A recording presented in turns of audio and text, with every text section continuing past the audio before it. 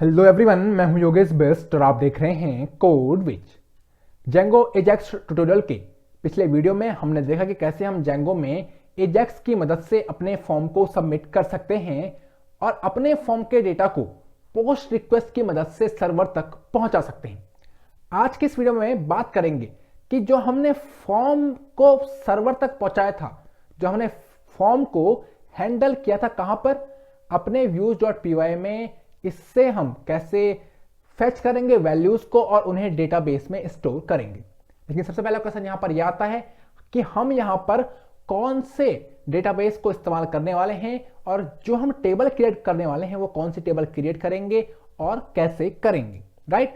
तो सबसे पहला क्वेश्चन, हम यहां पर क्या करने वाले हैं, हम SQLite 3 जो कि जेंगो में इनबिल्ट अवेलेबल है उस डेटाबेस का इस्तेमाल करने वाले हैं। आप पोस्टग्रे के लिए जा सकते हैं या फिर MySQL के लिए जा सकते हैं, लेकिन as a basic we are stuck with SQLite 3, right. The second thing कि हम कौन सा टेबल इस्तेमाल करेंगे या फिर कौन सी टेबल यहां पर क्रिएट करने वाले हैं। तो मैं आपको बता दूं, जेंगो में यूजर के लिए, अगर आप कोई यूजर को रजिस्टर कर रहे हैं तो उसके लिए ऑलरेडी एक टेबल क्रिएट है। मैं आपको दिखा देता हूं कि कहां पर है। तो आप जाइए अपने पेज पर, राइट, यहां पर एडमिन पर जाएंगे तो आपको यहां पर दिखेगी एक यूजर टेबल। हम जैसे यूजर टेबल पर क्लिक करेंगे तो यही वो टेबल है जहां पर आप अपने यूजर को रजिस्टर कर सकते हैं और हम यहां पर इसी टेबल का इस्तेमाल करने वाले हैं। आप एक नई टेबल क्रिएट कर सकते हैं, राइट, बट अगर हमें थाली में चीजें परोस के मिल रही हैं तो नई चीजें जरूरत क्या है, राइट। तो इसलिए हम इसी टेबल का यहां पर इस्तेमाल करने वाले हैं, राइट। तो आइए चलते हैं अपने एडिटर में और सबसे पहले मैं यहां पर क्या करूंगा, मैं इस चीज को यहां से रिमूव करने वाला हूं, राइट। अब वहां पर अगर मैं signup.html की बात करूं, राइट, तो यहां पर हमारे पास क्या पोस्ट रिक्वेस्ट से एजेक्स की मदद से वैल्यूज सर्वर तक गई हैं। तो मैं इन्हें यहां पर एजेक्स से ही फेच करूंगा। तो मैं यहां पर क्या इस्तेमाल करूंगा, एक वेरिएबल क्रिएट करता हूं that is your name, right, और इसमें पास करता हूं request.post.get और इसके अंदर नेम, यानी जो नेम हमने कहां से पास किया था, अपने signup.html से, राइट, वही नेम मैं यहां पर क्या कर रहा हूं, फेच कर रहा हूं पोस्ट रिक्वेस्ट से। और मैं इसी तरह ईमेल, पासवर्ड और रीपासवर्ड और यूजर नेम यहां पर कर लूंगा फेच।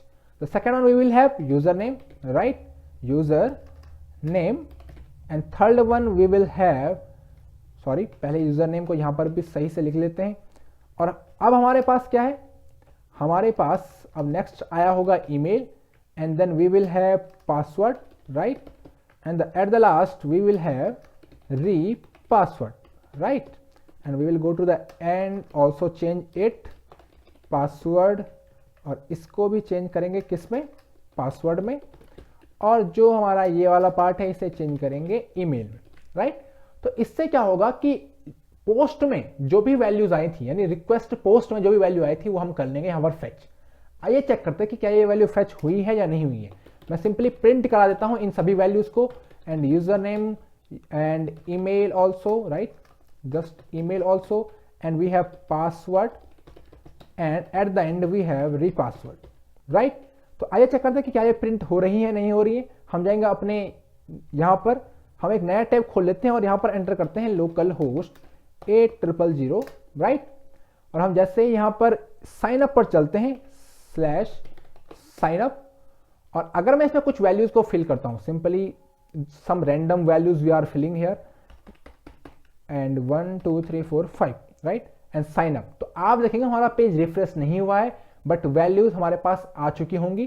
तो यहां पर देखिए Yogesh best, Yogesh 1999, but email हमारे पास नन आ रहा है, पासवर्ड सही आ रहा है, रीपासवर्ड सही आ रहा है, बट ईमेल में कुछ इश्यू हो रहा है। तो आइए चेक करते हैं कि ईमेल के लिए क्या इश्यू हो रहा है।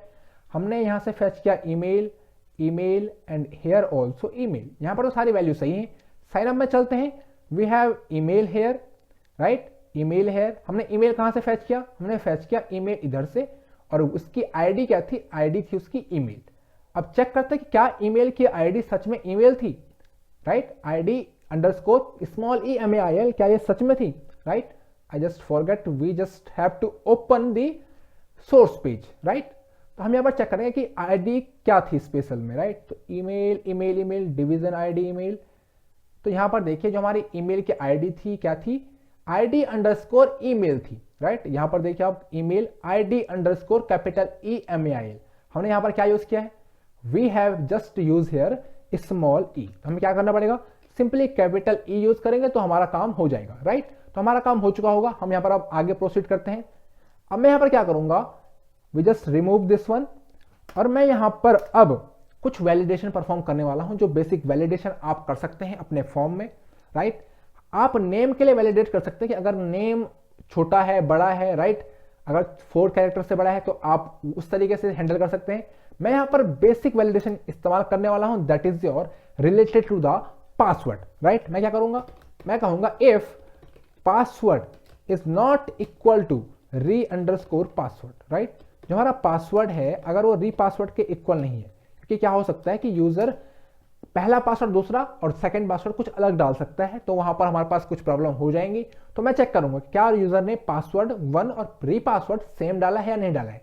अगर नहीं डाला है तो मैं क्या करूंगा, मैं सिंपली यहां पर एक मैसेज प्रिंट कर दूंगा। बट मैसेज कैसे प्रिंट करेंगे, हम यहां पर यूज करने वाले हैं जेंगो में इनबिल्ट मैसेज फ्रेमवर्क का। तो मैं यहां पर क्या करूंगा, फ्रॉम django.contrib import messages। हमने ये मैसेजेस फ्रेमवर्क को यहां पर इंपोर्ट किया। अब यहां पर मैं एक मैसेज फ्रेमवर्क के अंदर जो एक फंक्शन है उसे कॉल करूंगा, that is your add message, right. ये कुछ 3 वेरिएबल लेता है, यानी पैरामीटर लेता है। The first one is request, second one is message dot info, and third one is जो मैसेज आप इसमें पास करना चाहते हैं। तो मैं इसमें चाहता हूं password do not match, right. तो हमने ये पास कर दिया, और अगर पासवर्ड मैच कर जाते हैं, एल्स अगर मैच कर जाते हैं, तो हमें यहां पर क्या करना है, राइट। तो हम क्या करेंगे कि जो हमारा यूजर है उसे कर देंगे क्रिएट।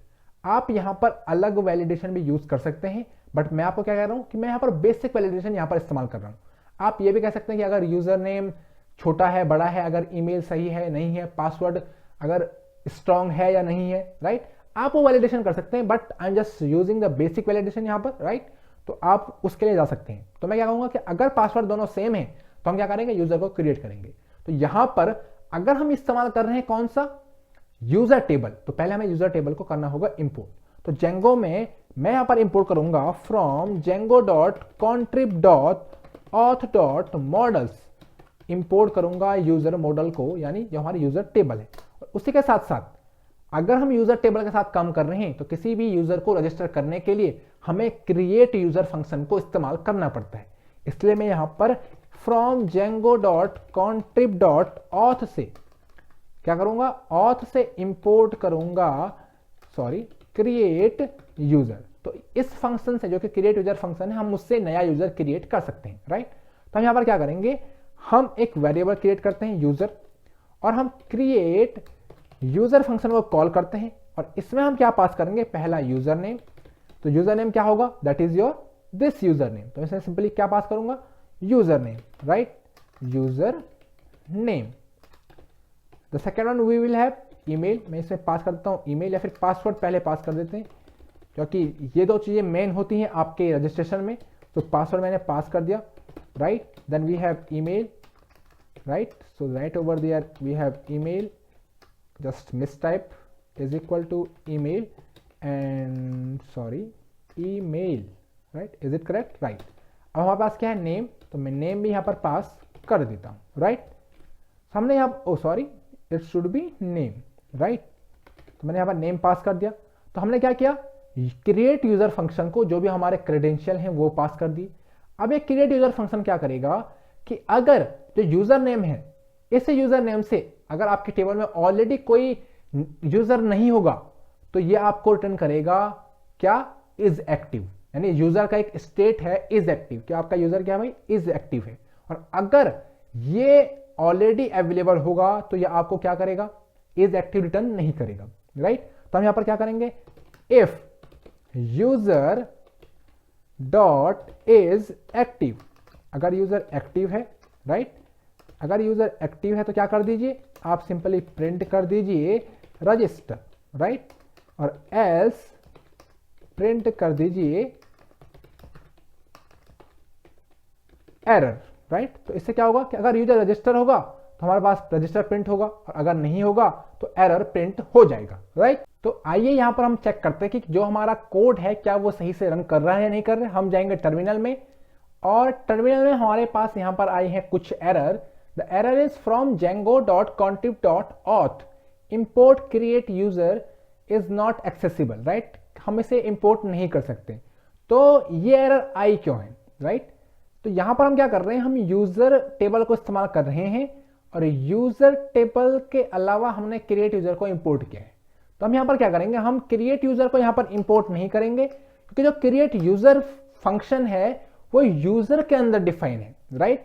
तो इसलिए हम क्या करेंगे, यहां पर हम सिंपली यूज करेंगे user dot objects dot create user, right.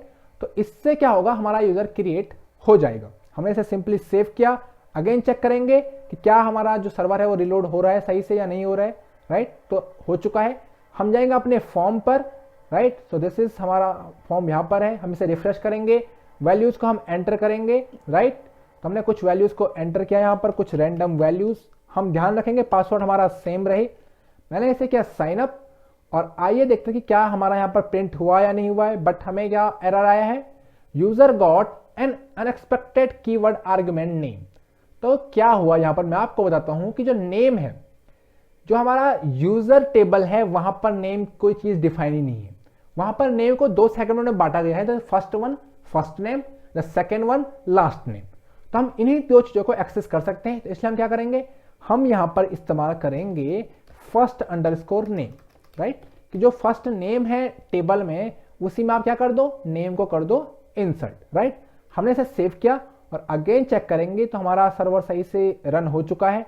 मैं इसे करता हूं रिफ्रेश और वैल्यूज को अगेन हम एंटर करेंगे यहां पर और चेक करेंगे कि क्या हमारी वैल्यूज डेटाबेस में सेव हो रही है या नहीं हो रही है। तो मैंने इसे साइन अप किया। हम यहां पर चेक करेंगे, हमारे पास आया है रजिस्टर, यानी आपका यूजर रजिस्टर हो चुका है। लेकिन चेक करते क्या सच में रजिस्टर हुआ है। हम यहां पर चेक करेंगे, रिफ्रेश करेंगे और आप देखेंगे कि हमारा यूजर हो चुका है डेटाबेस में। टेबल जो डेटाबेस की टेबल है यूजर, वहां पर register Yogesh 99 Gmail and name, right. तो इस तरीके से आप यूजर को रजिस्टर करा सकते हैं अपने डेटाबेस में इन जेंगो, राइट। अब अगली वीडियो में हम देखेंगे जो हमने ये मैसेज वगैरह ऐड किए हैं, इन मैसेज को हम कैसे हैंडल करेंगे और हम कोशिश करेंगे कि इस फॉर्म को और ज्यादा सही तरीके से क्रिएट करें। जो मैंने आपको बताया कि वैलिडेशन है उन्हें हम अच्छी तरीके से परफॉर्म करें, कि अगर यूजर जब रजिस्टर हो जाए तो उसे कहां पर भेजना है, right.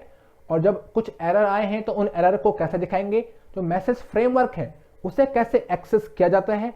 We will see this in the next video and stay updated with us for the programming and tech updates, web development, designing and full stack development. I hope कि आपको ये वीडियो पसंद आई है। अगर पसंद आई है तो आप एक लाइक बटन को जरूर दबा दीजिए और अपने कमेंट्स को या फिर अपने व्यूज को नीचे कमेंट में जरूर लिख दीजिए। इस वीडियो को अपने दोस्तों के साथ शेयर करना बिल्कुल ना भूलें। अगर आपको लगता है कि ये वीडियो आपके दोस्त के लिए बेनिफिशियल हो सकती है या फिर आपका दोस्त कोई नई स्किल एक्वायर करना चाहता है, तो वो हमारे चैनल पर अवेलेबल इस प्लेलिस्ट को एक्सेस कर सकता है और इजीली एक नई कोडिंग जर्नी को बिगिन कर सकता है with us from the basic of Django Ajax tutorial, right. So thank you for watching.